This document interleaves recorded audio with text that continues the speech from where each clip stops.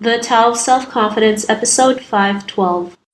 Welcome to the Tao of Self-Confidence, where I share stories of amazing women who have discovered their inner journey to self-confidence. Visit our website at thetaoofselfconfidence.com. Your inner journey to self-confidence awaits. Well, hello, friend. Welcome to the Tao of Self-Confidence, where I share stories of amazing women who have discovered their inner journey to self-confidence. I'm your host today, Sheena Yap Chan, and today I have an amazing lady on the show today. She is a woman in tech, and I'm just really excited to have her on to share her story with us on self-confidence. So without further ado, I'm going to introduce you to Leigh Roxas-Mobley. Leigh, how are you today? Maybe you can fill in a little bit more by yourself to our listeners.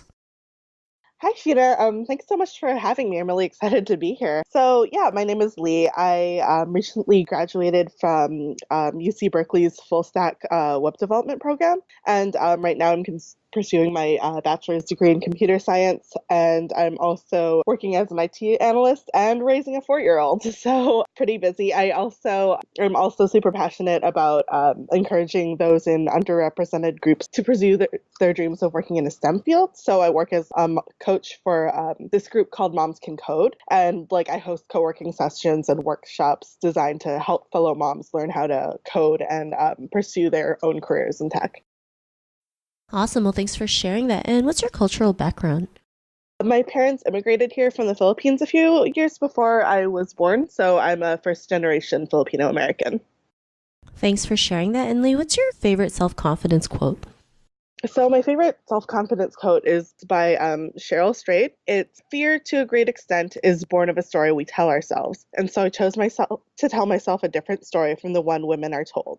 Decided I was safe, I was strong, I was brave, and nothing could vanquish me. I love this quote because too often I find myself and my own brain talking me out of trying something new or taking the next step to do something. And I think it's so important to remember our own strength and remember all the things that we've overcome before, and remember that we are survivors. Thanks for sharing that. And that's a great quote. I know we're all guilty of it. We kind of try to talk ourselves out of doing something new, especially something we're scared of. But, once we go over that fear, it's actually not as scary as we think, right? We tend to forget that fear is just like an illusion, and we just have to go out there and take action. So thanks for sharing that. And in your own words, how do you define self-confidence? So for me, self-confidence isn't so much about thinking that I'm going to be amazing at something or believing that I'm going to succeed at something. I mean, both of those things are true, and those are great components of being confident in yourself. But for me, the biggest thing has been believing that no matter what happens, I'm going to be okay. It's just kind of going back to my quote from earlier. I can try something new and fail at it miserably, but even if that happens, I'll still be okay. I'll survive. My life goes on, and a new door will open for me at another time. So having that sort of faith in myself to be able to pick myself back up regardless of what happens is for me the best definition of self-confidence. Thanks for sharing that great definition. And it's so true. Sometimes, we see failure as the end of all ends. It's we can't do anything else. Not realizing failure is just feedback. And the more we can see failure as feedback, the more we can keep going and realize, everything will work out. We're going to go through stuff, but like you mentioned, everything will be okay in the end. So thanks for sharing that great definition. And Leigh, what was your life like before your discovery of self-confidence? So I never really had a lot of self-confidence. I was bullied as a kid, and school was really hard for me. And while all of my friends went off to college, I kind of hopped around between jobs because I didn't think I was smart enough to be in college or to do anything really that I wanted to do, because I just didn't think that I was able to do it. And even though I kind of knew what I wanted to do already, I was constantly working on my own website. All I wanted to do was code. It was what I did instead of, doing homework. That was all I wanted to do. But I would see all of these articles about women in tech or women in STEM and just think that they were so much smarter than I was. And, they had already gone on to do computer science programs or engineering programs at places like Stanford or Berkeley. And I had just barely graduated from high school. So it was I would read these articles and not see myself as these women, even though, our interests were similar and everything. I just didn't see myself there. So I kind of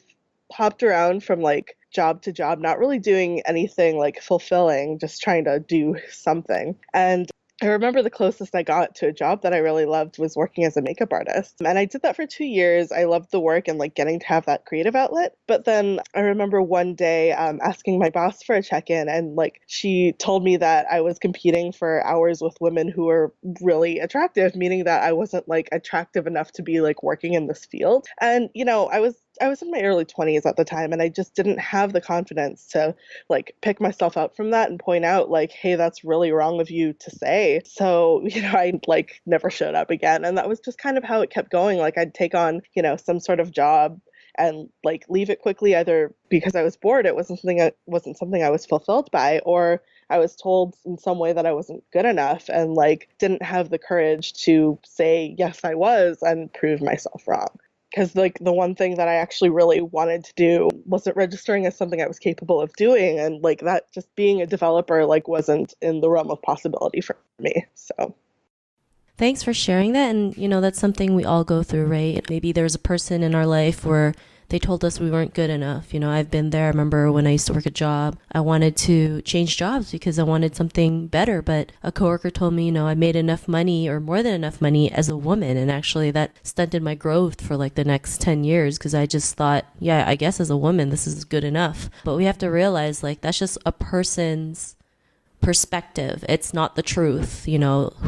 How would they know how good you are or how amazing you are or how talented you are or passionate you are about doing what you do? So that's why it's so important to realize your own value, your own worth, to go out there and, be the person who you want to be. And what was that aha moment in your life when you realized your own worth and you can go out there and do the things you love?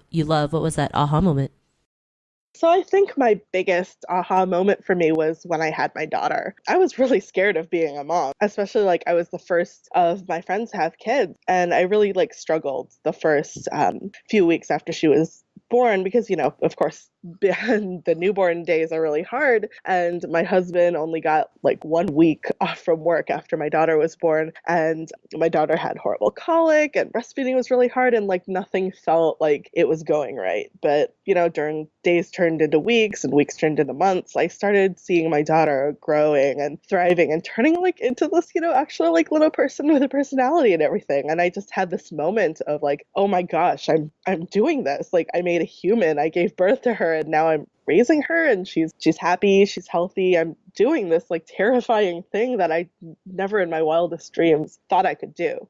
That realization was really empowering for me. And I think like being a mom, especially being a mom to a little girl, it helped me like see the world kind of through her eyes. Like how would I want her to feel about herself? Or how would I want her to treat herself? What would I say to her like when she was afraid or sad or disappointed? I often think about those things when I'm afraid or sad or disappointed. And it's a good reminder to like just be as gentle with myself as I am with her. And thinking about like what I would want to say to her made me think about how I would never tell her that she wasn't smart enough for something or that she couldn't do something. I would never tell her that it was too late to start working towards something that she really wanted. So, after a few years of like going back and forth and in my head, I finally convinced myself to like let go of my fears and enroll in a coding boot camp and start going towards this dream that I've always had.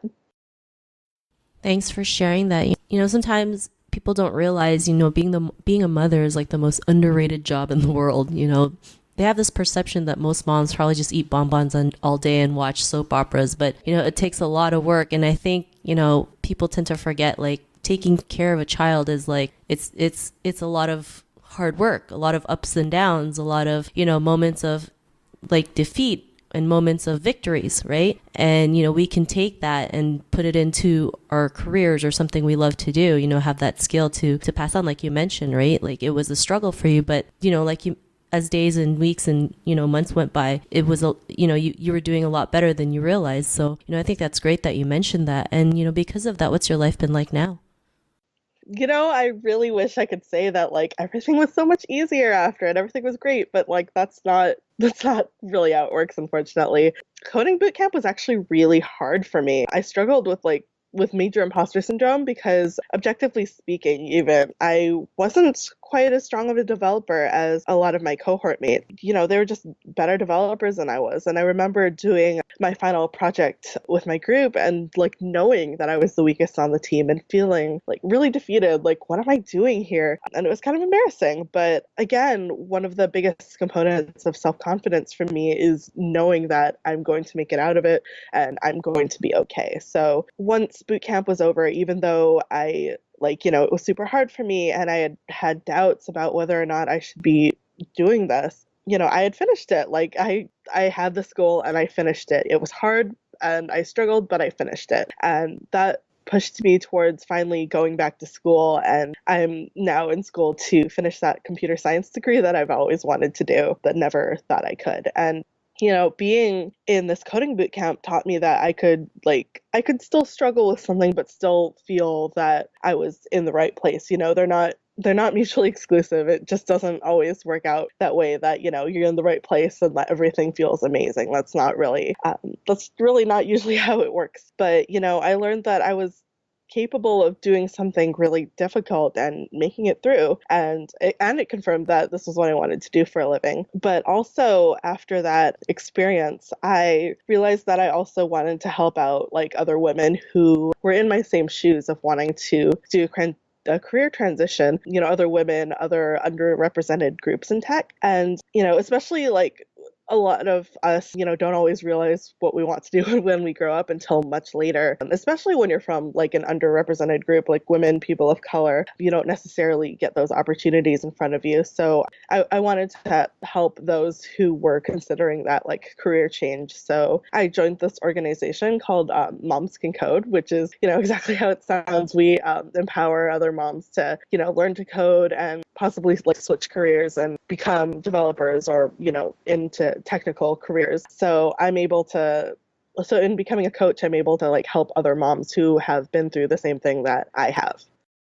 Thanks for sharing that. And I love how you mentioned, it's not always rosy, but, we push through it. And, struggle is always going to happen in our lives, right? It's something that we can't control, but we can control we can control the outcome of it and realize that we can keep going no matter what happens. So thanks for sharing that. And Leigh, to the woman who's listening to your episode, she may be in her own journey of self-confidence. What would be that one tip you would give to her? Look at your life so far. Think about all of the times when you were scared, when you had your heart broken, when you were in this place where like you couldn't imagine like getting out of it. Regardless of whether or not that outcome was what you wanted, like your life went on, you're still here. You went on to do something else, maybe something even better than what you had originally wanted. We often forget, how much we're capable of doing and how much we're capable of like surviving, when really the biggest reminder of that is just, looking at everything we've been through thus far. We've all had those disappointments, those heartbreaks, the things that we were really anxious about. But, you've come this far, you're still here and your life is going to work out because it has to, you're going to keep moving. Thanks for sharing that. And I think that's an amazing tip that you mentioned, especially, when we're going through sometimes maybe the darkest moments of our life, we can always realize we can get out of it and life moves on and we can keep going. And yeah, like you mentioned, something better might come along our way. So thanks for sharing that tip. And, if our listeners wanted to get to know a little bit more about you and what you do, is there any links or social media profiles we can connect with?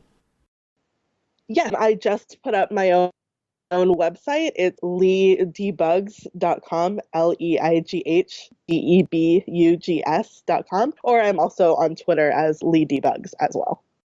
Thanks for sharing that. And to our listeners, if you want to connect with Leigh, you can also head on over to thetaoofselfconfidence.com. Her show notes will be there along with everything else we talked about. And I'm just really excited to have her on and share her story with us today and tips on self-confidence. So thank you so much, Leigh. Thank you so much for having me. Not a problem. It was an honor having you on the show. And to our listeners, be on the lookout for another new episode of another amazing woman's journey to self-confidence. And we'll talk to you soon. Bye for now. Thank you for tuning in to another amazing episode of The Tao of Self-Confidence. Visit our website at thetaoofselfconfidence.com to check out cool resources, blog articles, show recaps, and so much more. Your inner journey to self-confidence awaits.